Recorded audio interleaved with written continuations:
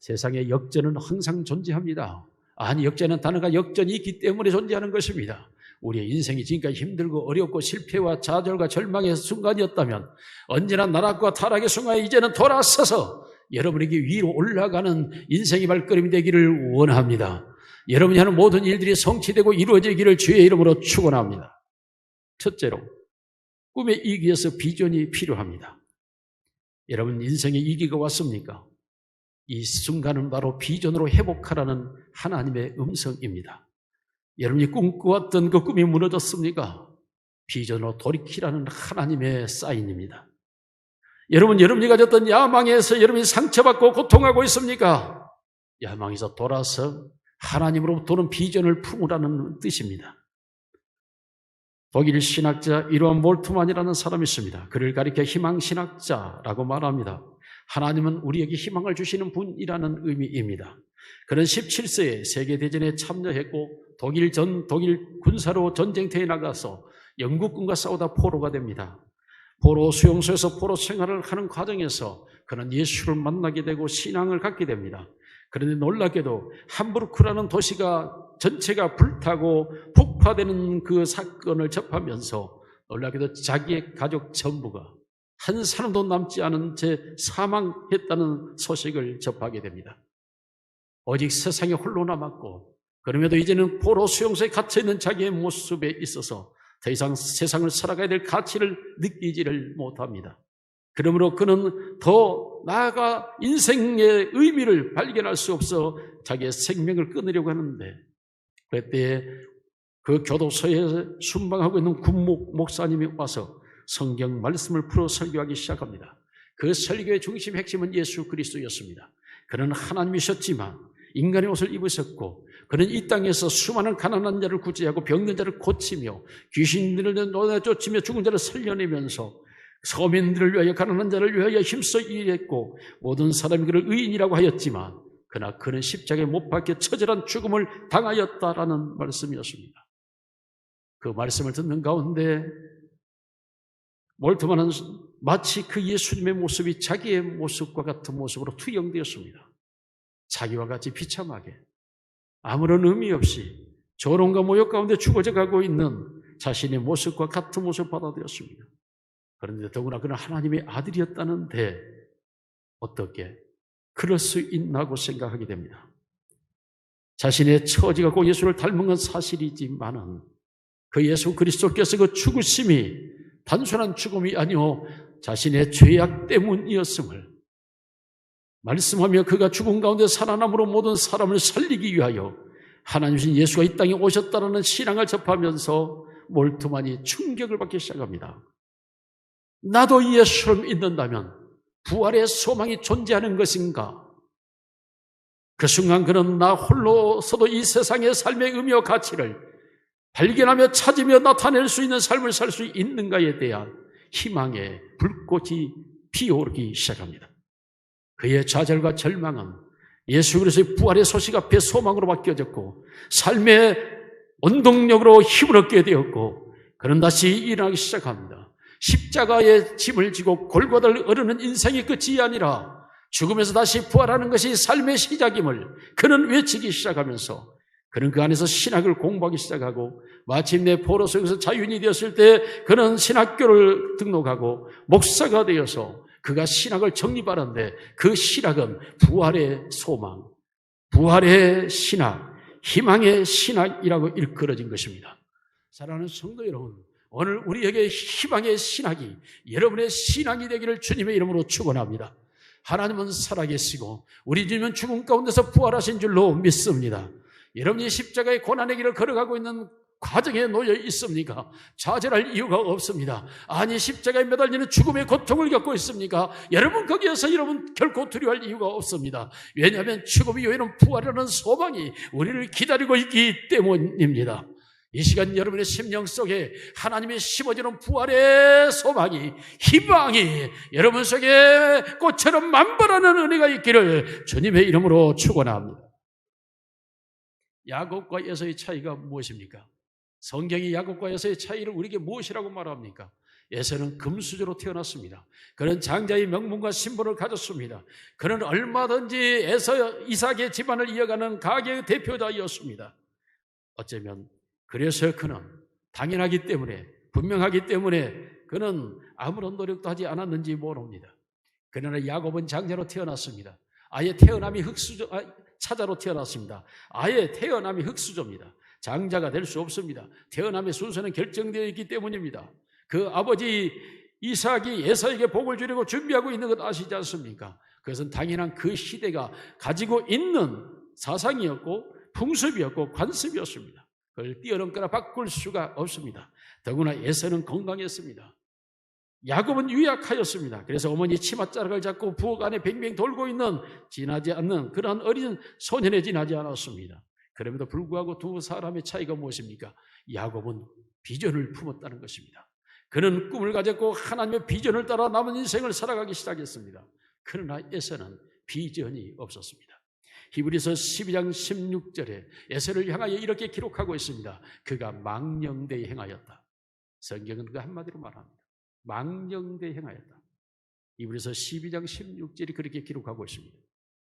여러분, 망령되다라고 하는 것은 바로 방자하다, 비전이 없다, 목표가 없다라는 의미. 그래서 멋대로 마음대로 살아서, 그래서 우선 먹기 좋은 고기를 잡아다가, 짐승을 잡아다가 요리하여 먹는 것, 그것이 재미였고 그것이 즐거움이었고 그것이 꿈이었던 에서와 먼 미래를 바라보며 살았던 야곱과의 차이가 바로 여기에 있습니다. 여러분, 그러한 결과가 어떤 결과가 이루어집니까? 야곱은 발뒤꿈치를 잡은 자의 이름에서 벗어나 이스라엘이라고 하는 이름을 갖게 됩니다. 하나님의 비전을 품고 살았던 야곱은 하나님과 겨루어 이긴 자라는 이름으로 그의 이름은 변경되어 바꾸어지는 것입니다. 하나님의 비전을 가지고 있는 사람이 하나님과 겨루어 이겼다고 말하면서 마침내 그의 야곱의 후손들은 이스라엘이라는 국가명으로 명명됩니다. 세계 역사의 어느 나라가 한 개인의 이름으로 국가의 명을 삼은 나라가 있습니까? 어제 2000년이 지난 지금도, 아니 수천 년 동안 야곱은 이스라엘에 명명되고 그 후손과 그 민족들의 국가의 명으로 존재하고 있는 것 아닙니까? 비전을 품어 동서남북 사방을 바라봤던 야곱은 하나님과 함께함으로 열방의 복의 근원이 되기를 꿈꿨던 야곱은, 그는 한 국가의 이름으로 바뀌어질 정도로 야곱에서 이스라엘로, 한 국가의 명으로, 역사 속에서 한 국가의 이름으로 오늘까지 현재까지 현존하고 존재하고 있는 것 아닙니까? 비전을 품었던 사람과 비전이 없는 사람이 야곱과 에서를 비교하고 있는 것이 성경이 우리에게 주는 교훈인 것입니다. 오늘 사랑하는 성도 여러분, 여러분이 에서와 같은 여러분 자신과 자녀가 되지 않기를 원하며 야곱과 같은 이스라엘에 대한 축복의 은혜가 있기를, 소망이 있기를, 비전이 있기를 주님의 이름으로 축원합니다. 두 번째로 큰 꿈을 가져야 됩니다. 큰 비전을 가져야 됩니다. 너 누운 땅을 너와 내 자녀에게 주고 동서남북 사방을 바라보라. 그래서 너에게 주고. 그렇습니다. 여러분, 한 사람의 크기는 한 사람의 꿈의 크기와 비례한다고 말하고 있습니다. 사람이 어떤 비전을 가지고 있느냐가 그 사람을 만들어가기 때문입니다. 사람은 생각하는 대로 되어진다고 성경은 말합니다. 그 사람의 생각이 그 위인인즉이라고 성경은 말합니다. 위인이라고 하는 말은 존재, 삶, 능력, 형태, 방향을 다 뜻하고 있는 것이 위인이라는 의미인 것입니다. 사람의 생각하는 그 생각이 바로 그 사람의 삶의 형태고 그의 존재고 그의 이유고 그의 목적이고 그의 모습이라는 것입니다. 오늘 우리에게 하나님께서 비전을 주시되 야곱과 같은 큰 비전을 받을 수 있기를 주님의 이름으로 축원합니다. 큰 비전을 가져야 됩니다. 1937년 미시간주 앤압이라는 곳에서 탐 마네건이라는 사람이 태어났습니다. 그는 어려서 아버지가 돌아가셨습니다. 두 형제가 어머니 밑에 자라고 있는 중에 어머니도 돌아가셨습니다. 두 형제는 고아가 됐습니다. 그는 알바를 하면서 버는 돈을 가지고 고등학교를 졸업하고 대학을 갔지만 등록금을 낼 수 없어 중퇴하였습니다. 그런 과정 속에서 23세에 형과 함께 조그만 피자 가게를 만듭니다. 500불의 자산과 400불을 대출을 받아서 900불을 가지고 큰 꿈, 비전을 가지고 그는 일을 합니다. 그는 어려서 그가 항상 하는 말이 있습니다. 나는 디트로이트의 타이거즈 구단주가 되는 게 내 꿈, 내 비전이야. 그는 고아의 상태에서도 끊임없이 그 말을 합니다. 나는 디트로이트의 타이거즈 구단주야. 피자 가게가 점점 잘 되어갑니다. 최초로 피자의 음식 배달을 시키는 곳이 바로 이곳입니다. 피자 배달을 창시하고 피자 배달을 통하여 너무나 많은 장사가 이루어지고 많은 체인점들이 생겨나고 너무나 잘 됩니다. 그런 과정에서 어느 때인가 또 어려움이 있습니다. 이유가 무엇인가 했더니 그 피자가 식어버리면 맛이 없기 때문에 피자가 뜨거울 때 전달되어야 된다고 하는 사실이었습니다. 그래서 30분 이내의 배달 방법을 선택합니다.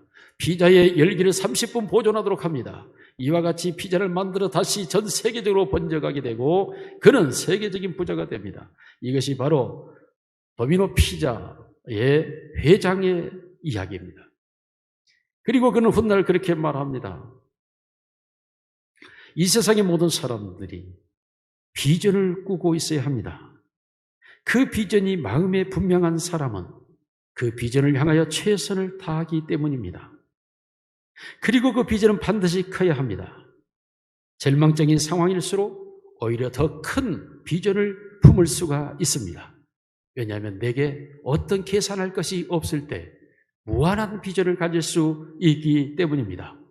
야곱은 아무것도 없었기 때문에 그는 열방과 세계를 품는 비전을 가질 수 있었습니다. 저도 고아였기에 저는 큰 비전을 가질 수 있었습니다. 여러분도 저와 같은 비전을 가지면 언젠가 반드시 그 비전 위에 여러분이 세워져 있음을 발견하게 될 것입니다.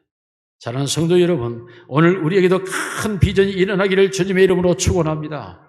노예로 팔려갔던 요셉이지만 그는 하늘의 태양과 달의 꿈을 꾸기 시작합니다. 그러므로 그는 바벨론의 총리가 됩니다. 다니엘은 포로로 끌려갔지만 큰 꿈을 가지고 하나님 앞에 엎드려 기도하기 시작합니다. 바벨론의 멸망과 헬라 대제국의 형성과 페르시아 대제국을 바라보고 그는 페르시아의 대신으로 일하게 됩니다. 여러분, 업으로 지나지 않았던 그 베드로가 땅끝까지로 내 증인되라고 하는 세계를 품는 꿈을 꾸게 되었을 때 그 베드로의 꿈대로 오늘 세계의 땅끝까지 복음이 증거되어 있습니다. 삼손은 비록 어려운 사람이었지만 그러나 블레셋의 수천 명과 더불어 싸워 이기는 꿈을 꿀 때 그는 한순간에 나게 득벽 하나로 1,000명의 블레셋을 물리칠 수 있었습니다. 다윗은 목동이었지만 하나님의 성전을 짓기를 꿈꾸며 사모할 때 그는 대제국의 국가를 형성할 수 있었습니다. 하나의 부족에 지나지 않는 이스라엘이 하나의 국가로 형태를 가지게 되고 제국으로 형성되는 것은 바로 다윗의 비전 속에서 이루어진 것입니다. 성경 속의 인물들은 단 한 사람도 비전이 없는 사람이 없습니다. 모세가 자기의 야망을 가지고 달려들 때는 살인자의 도망자가 되었지만 하나님께 비전을 받아서 나아갈 때는 오히려 그는 생명을 구원하는 자요 그리고 그 백성들을 인도하는 자가 된 것입니다. 오늘 우리의 삶 속에 하나님이 주시는 비전을 가질 수 있기를 원합니다. 성경 속의 사람들이 되기를 원합니다. 여러분 속에 비전이 큰 비전들이 하나님께로부터 임하기를 주님의 이름으로 축원합니다. 마지막 세 번째로 이 비전은 하나님의 비전이 되어야 합니다. 야곱이 일어나서 무엇을 합니까? 그렇습니다. 야곱이 일어나서 내가 평안히 아버지 집으로 돌아가게 하시오면 여호와께서 나의 하나님이 되실 것이요. 하나님이 나의 비전입니다. 평생 하나님과 함께 살겠습니다. 그 표적으로는 내가 기둥으로 세운 이 돌이 하나님의 집이요 하나님께 내게 주신 모든 것의 10분의 1을 내가 반드시 하나님께 드리겠나이다. 무슨 말씀입니까? 하나님이 나와 함께 하신다는 증거로 나는 하나님의 집에서 사는 자요 하나님 앞에 10회를 드림으로 나의 모든 것이 하나님께로부터 온 것임을 고백하며 살겠습니다 라는 신앙의 서원을 야곱이 하게 됩니다. 연금술사라는 책이 있습니다. 브라질의 파울로 코넬료가 쓴 장편 소설입니다. 1988년에 출간되어 수많은 사람들에게 인기 베스트셀러가 됐던 책입니다. 이 책 연금술사에서 보면 한 목동이 자기의 꿈을 꾸며 꿈을 찾아 떠나는 산타이고라고 하는 소년의 이야기를 글을 쓰고 있습니다. 그는 피라미드에 보물이 있다라는 소식을 접하고 그것을 찾기 위해서, 그것을 얻기 위하여 그는 그 길을 따라 향하기 시작합니다. 그 비전을 갖고 가는 길에 집시 여인을 만나기도 하고 강도를 만나기도 하고 가진 것을 다 잃어버리기도 하고, 또한 한때는 유혹도 받지만은 그는 한 노인을 만납니다. 그 노인은 바로 살렘 왕 멜기세덱이었습니다. 멜기세덱이 그에게 준 말은 빌립보서 2장 13절입니다. 너희 안에서 행하시니 하나님이시니 자기의 기쁘신 뜻을 이유하여 너희로 소원을 두고 행하게 한. 놀라운 이 연금술사에서 그 소년의 꿈이 이루어져가고 그의 인생이 변화되어져가는 이러한 과정에서 인생은 비전을 품은 만큼 그 사람의 깊이와 넓이와 높이가 달라져 간다라는 사실을 우리에게 말하고 있는 것입니다. 하나님을 나의 비전으로 품으시기를 주의 이름으로 축원합니다. 여러분, 한나가 자식을 갖지 못하는 억울함 속에서 그 하나님을 비전으로 품고 하나님의 엎드려 기도할 때에 하나님은 사무엘이라고 하는 위대한 아들을 그에게 복으로 주시는 줄로 믿습니다. 히스기야가 죽을 병이 걸려 너는 죽고 살지 못한다고 할 때에 하나님을 비전으로 품고 하나님의 엎드려 간구할 때에 하나님은 내가 죽지 아니하고 15년 더 살리라고 하는 생명의 복을 받습니다. 그렇습니다. 소경 바디메오가 나으면서 소경되어 도무지 눈을 뜰 수 없었지만, 그러나 하나님을 만나 예수 그리스도를 만났을 때 내가 무엇을 원하느냐, 내가 보기를 원하나이다 할 때에 예수님은 그의 눈을 열어 보게 하신 줄로 믿습니다. 결론으로 한 사람의 예를 들고 말씀을 마치겠습니다. 1860년 노예의 자식으로 태어났고 그리고 자신 또한 영원한 흑인으로 살 수밖에 없었던 운명의 사람이 있었습니다. 그러나 그는 1940년 흑인과 백인을 통틀어서 전 미국에서 가장 존경받는 최초의 흑인이 되었습니다. 그의 이름은 조지 워싱턴 카버 박사입니다. 미국 최고의 농학자였고 계몽가였습니다. 뿐만 아니라 그는 최고의 하나님의 사람이었습니다. 한때 미국의 남부는 목화 재배로 유명했습니다. 그래서 목화 재배를 통해서 어마어마한 거부들이 되었습니다. 그러다 이 목화는 땅 속에 있는 질소를 잡아먹으므로 그 땅을 황폐하게 합니다.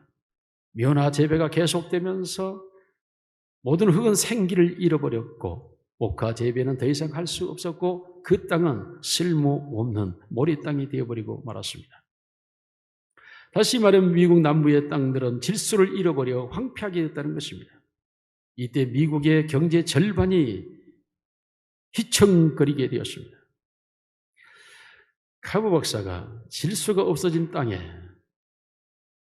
하나의 묘안을 내는 것은 바로 땅콩을 심는 것이었습니다. 땅콩은 놀랍게도 질소가 없는 땅에서 잘 된다는 것이었습니다. 그래서 이 카버 박사의 지도를 따라서 이 땅에 땅콩을 심기 시작했습니다. 땅콩은 너무나 잘 되었습니다. 땅콩 농가들은 성공적이었습니다. 문제는 무엇이었습니까?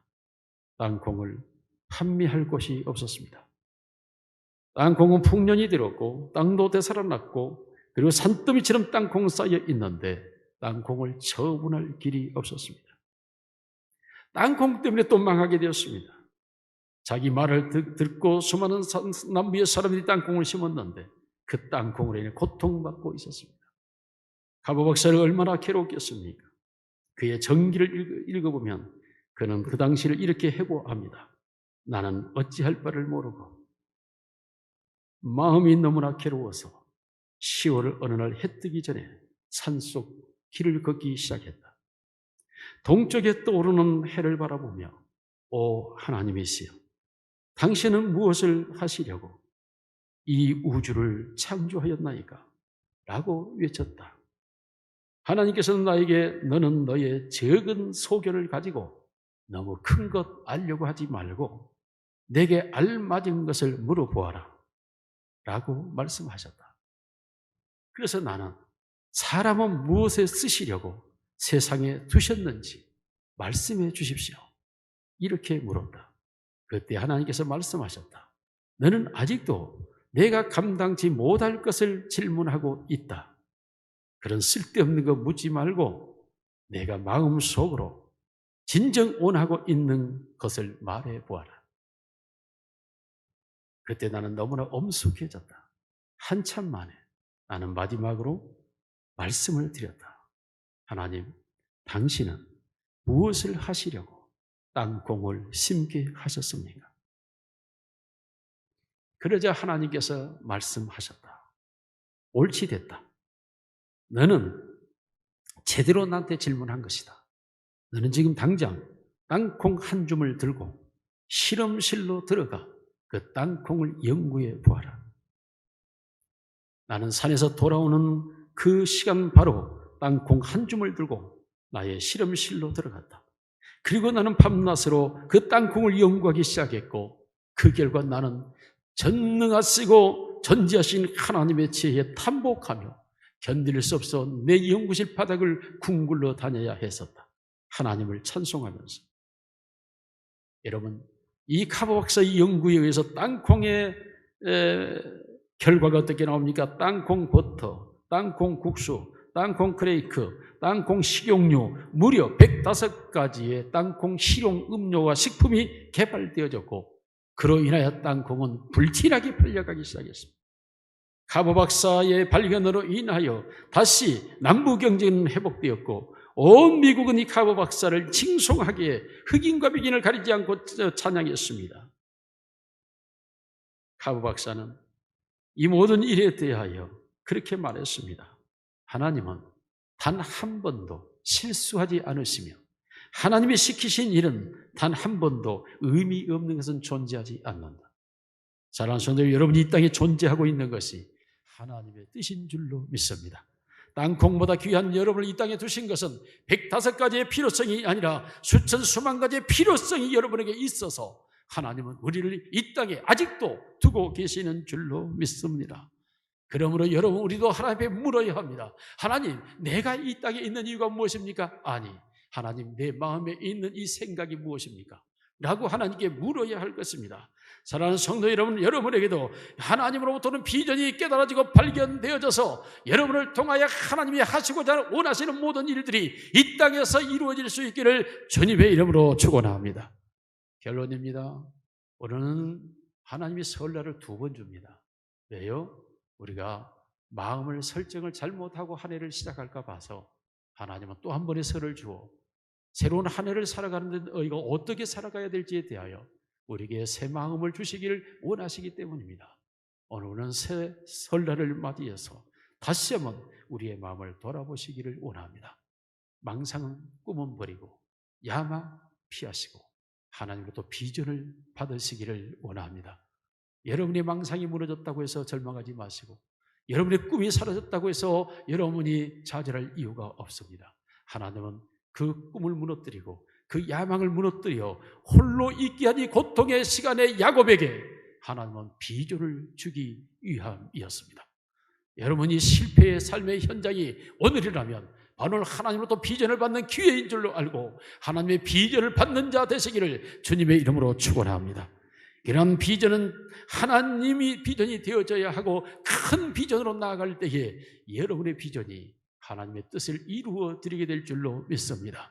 사랑하는 성도 여러분, 우리 모두가 새로운 설날에 비전을 품고 비전을 갖는 복된 날이 되기를 주님의 이름으로 축원합니다. 이 말씀을 듣고 있는 모든 온라인의 성도들 가정마다 이 비전이 임하기를 주님의 이름으로 축원합니다.